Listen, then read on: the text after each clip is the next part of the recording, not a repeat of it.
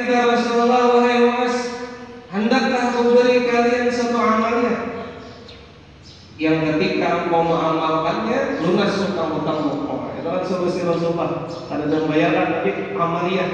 Bahkan kalau engkau punya hutang seisi dunia ini dan isi-isinya, engkau baca ini amalan, maka lunas hutangmu. Jangan Muaz ini Rasulullah. Apa kira-kira amalannya? Baca surah Al-Imran, ujar Nabi, ayat 26 sampai 27.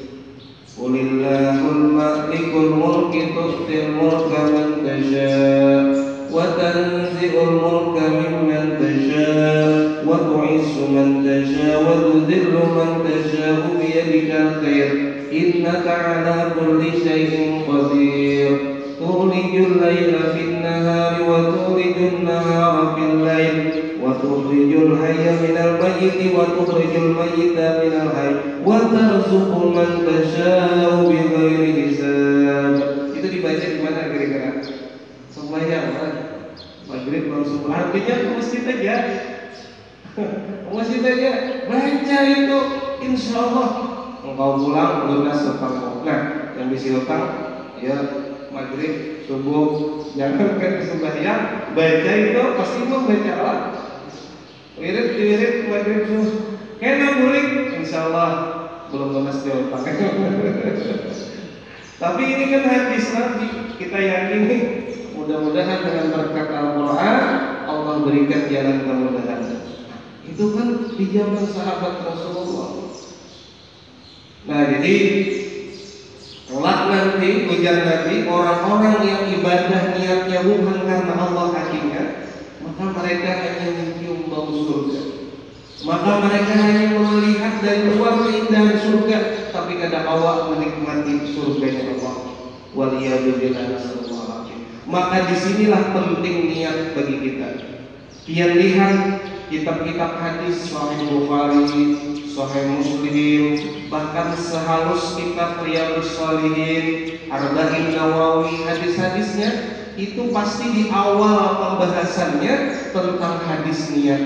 Innamal a'malu binniyat wa innamal likulli imri'in ma nawa ila akhir hadis. Pasti setiap bab awal kitab-kitab hadis itu awalnya tentang niat. Supaya apa? Supaya kita ketika menjalankan ibadah itu semata-mata hanya mengharap ridho Allah Subhanahu wa taala. Bahkan di setiap rukun ibadah kita itu letak yang pertama itu niat. Dan ketika kita berniat pasti ujungnya lillahi ta'ala. Kita sembahyang, usolli fardhu subhi raka'ataini, pasti ujung-ujungnya lillahi ta'ala. Kita berpuasa, niat puasa, nawaitu shauma ghadin an adai, pasti ujung-ujungnya lillahi ta'ala. Kita berzakat, nawaitu an ukhrija zakatal mal, zakatal fitrah, pasti ujung-ujungnya lillahi ta'ala dan lain-lain sebagainya, supaya ibadah kita itu jangan seperti haba'an mansura, hanya menjadi debu-debu yang tidak ada nilainya kata Allah, hanya menjadi tiupan-tiupan angin yang meniup debu lalu hilang mereka. Naudzubillah waliyadzubillah nasallallahu alafiyah. Maka Imam Nawawi membagi niat itu menjadi 3 kedudukan. Yang pertama, ayyam ala dzalika khaufan minallahi ta'ala. Dia ibadah, sidin puasa, sidin sedekah, membukakan orang puasa dan lain sebagainya, khaufan karena rasa takut kepada Allah. Ini maqam ibadatul abid. Ini maqam ibadahnya ahli ibadah. Mereka sholat puasa karena takut kepada Allah jikalau meninggalkannya. Mereka takut azabnya Allah jikalau mereka tidak melakukannya.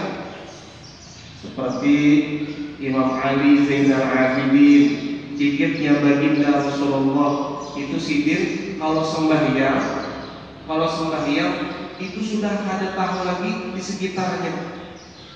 Itu khusyuk banget sembahyangnya. Imam Ali Zainal Abidin pernah ketika sidin sembahyang, rumah sidin kebakaran. Sidin gak ada sadar. Allahu Akbar.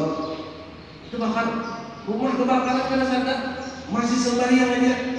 Iyyaka na'budu wa iyyaka nasta'in. Sampai salam, assalamualaikum warahmatullahi. Assalamualaikum warahmatullahi. Lihat, rumah hangus sudah. Hangus. Kata orang-orang, ya Ali, rumah pian terbakar. Apa pian kada takut diri pian terbakar juga?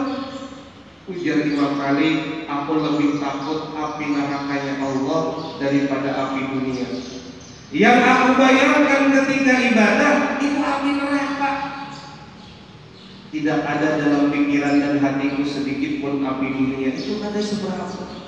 Ya Allah, makamnya orang-orang hebat. Khaufan minallahi ta'ala. Kita kan bergaya diikut serangga aja. Berarti kita diikut serangga lalu menapak, lalu mencari, dicari dapat diinjak tak pulang. Maka lagi sembahyang. Nggak tahu kata kita. Kita bergaya tikus saja gugur dari hubungan atap rumah tahajud, sembahyang, lagi sembahyang gugur tikus. Nah, jaga tikus tahajud. Ya Allah. Berarti kita bukan makom, kita ya khaufan minallahi ta'ala. Orang-orang yang ibadah karena rasa takut kepada Allah. Itu Abdullah bin Abbas, beliau mengambil air wudu, mengambil banyu wudu ini pucat wajahnya. Setiap mengambil wudu ini pucat wajah. Ditanya, ya Abdullah bin Abbas, ini kan sepupu Rasulullah. Abbas itu kan paman Nabi. Ya Abdullah bin Abbas, kenapa ketika dia mengambil banyu wudu itu pucat wajah dia? Ujar Sidir, sebentar lagi pertemuanku dengan Sang Khalik. Sebentar lagi pertemuanku dengan Sang Pencipta alam semesta. Aku takut, kata Abdullah bin Abbas. Ya Allah, itu makom Allah.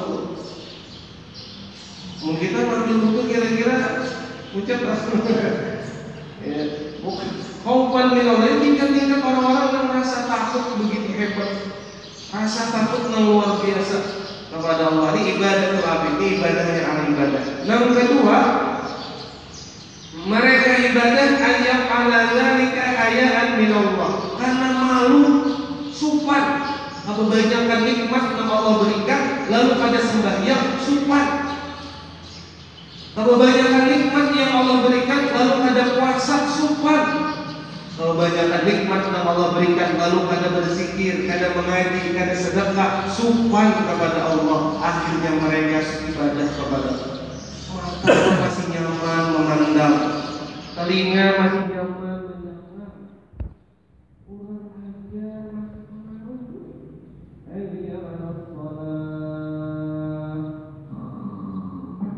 Supan, awak pakar, parut otak belakang, tangan kanan gambar naga namanya, tangan kiri singa belakang.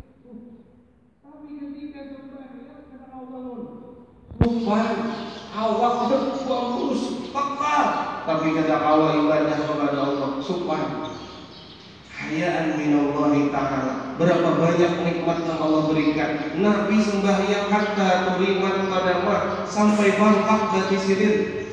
Ujar Sayyidatuna Aisyah, ya Rasulullah, bersembahyang kada kayak ini juga. Biar makomnya sudah surga. Ujar Nabi, afala aku abdan syakur. Aku hanya hendak menjadi hamba dan terus bersyukur kepada Allah Subhanahu wa ta'ala. Jadi kita saking banyak nikmat kan usah kita melihat nikmat yang ada di batang tubuh kita ya.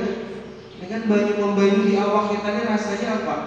Banyu palung, biar semua merasakan rasanya apa banyu palung? Masin. Banyu mata rasanya apa banyu mata? Banyu mata masin. Banyu hingus, siapa merasakan banyu hingus? Masin. Banyu kambing, siapa yang suami mencicipi banyu kambing? Paling ke mata aja ada suara hilang. Banyu kambing masin, banyu darah masin. Kenapa banyu membanyu di awal kita di masin berenang? Ada manisnya. Sebutin aja nggak ada masin. Banyu liur itu kan masin. Ya kalau banyu liur itu masin, mbah mau makan tuh hingga apa sih? hingga masih terus. Hebatnya Allah Ta'ala.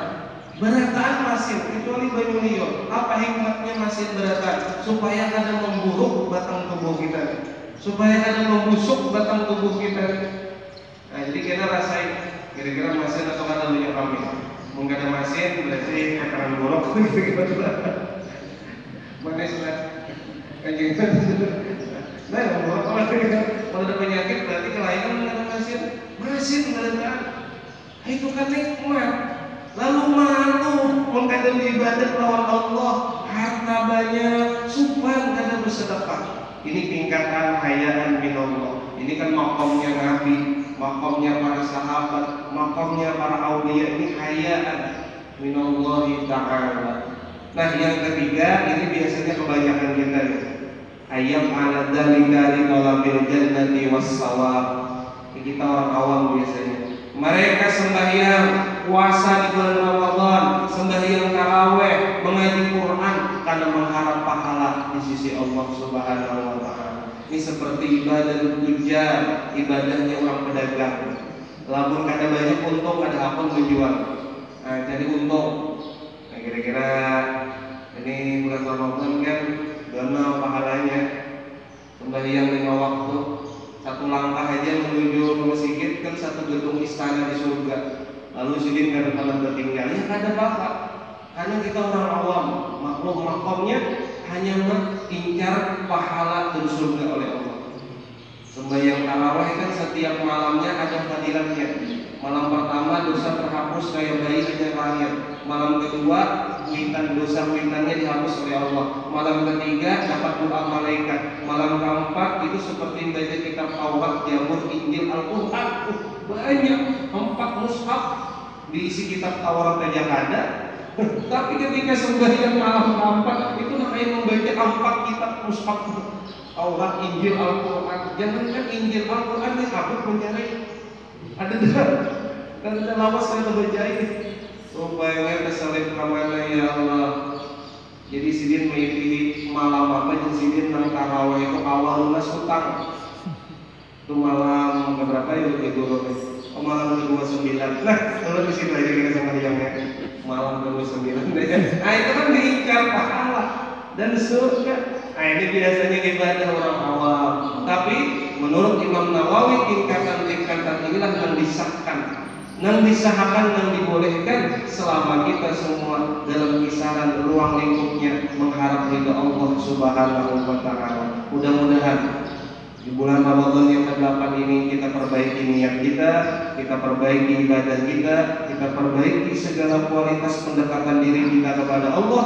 Niatkan dalam hati dawamakan semata-mata ibadah puasa kita, ibadah sholat kita, sedekah kita, semata-mata mengharap ridha Allah Subhanahu wa Ta'ala agar kelak nanti amal-amal ibadah kita tidak sia-sia di sisi Allah. Mudah-mudahan kita dapat hidayah, mudah-mudahan panjang umur, mudah-mudahan sehat, dan mudah-mudahan kita selamat dunia wal akhirah. Amin ya rabbal alamin. Wallahu a'lam bishawab. Kiranya itu aja yang bisa saya sampaikan.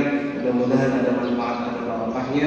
Minta halal min Allah, ada kesalahan dan kehilafan. Hasbunallah wa ni'mal wakil, ni'mal maula wa ni'mal nasir. La haula wa la quwwata illa billahil azim. Wal afu minkum. Wassalamu alaikum warahmatullahi wabarakatuh. Ala hadhihi niyyah wa kulli niyyatin salihah wa ala kulli ma nawa bihi salafus salih wa ila humratin nabi sayyidina Muhammadin sallallahu alaihi wasallam. Al-Fatihah. A'udzu billahi minasyaitonir rajim. Bismillahirrahmanirrahim. Alhamdulillah rabbil alamin arrahmanir rahim maliki yaumiddin. Iyyaka na'budu wa iyyaka nasta'in ihdinas siratal mustaqim siratal ladzina an'amta 'alaihim ghairil maghdubi 'alaihim waladdallin. Amin.